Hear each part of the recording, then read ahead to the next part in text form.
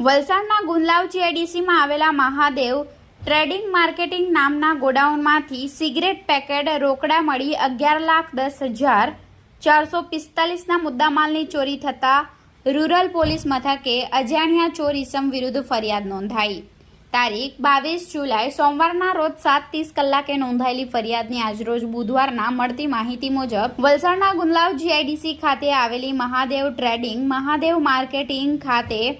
Biscuit, cigarette, સાબુ, chocolate, noodles, લોટનું વેચાણ કરવામાં આવે છે, જ્યાં તારીખ 21/7/2024ના રોજ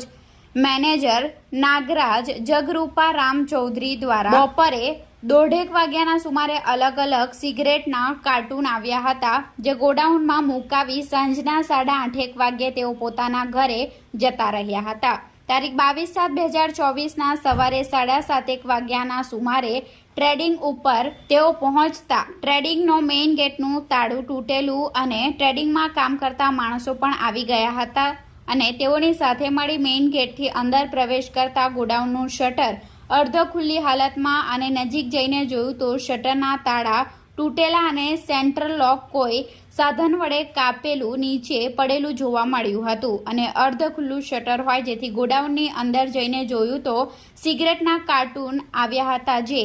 દેખાઈ આવ્યા ન હતા, તેમજ ગોડાઉનમાં બનાવેલી ઓફિસની કેબિનમાં ચેક કરતા ખાનામાં મૂકેલા રોકડા પણ મળી આવ્યા ન હતા, જેથી મેનેજર દ્વારા ઘટનાની જાણ માલિકને કરવામાં આવતા તેઓ પણ ઘટના સ્થળે દોડી આવી તમામ મુદ્દામાલની ગણતરી કરતા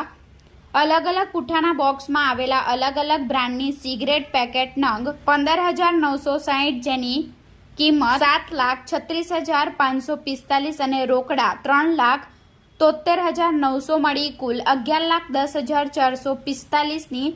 કોઈ અજાણ્યા ચોર ઇસમ દ્વારા ચોરી કરી ફરાર થઈ જતા રૂરલ પોલીસ મથકે મેનેજર દ્વારા ફરિયાદ નોંધાવી હતી।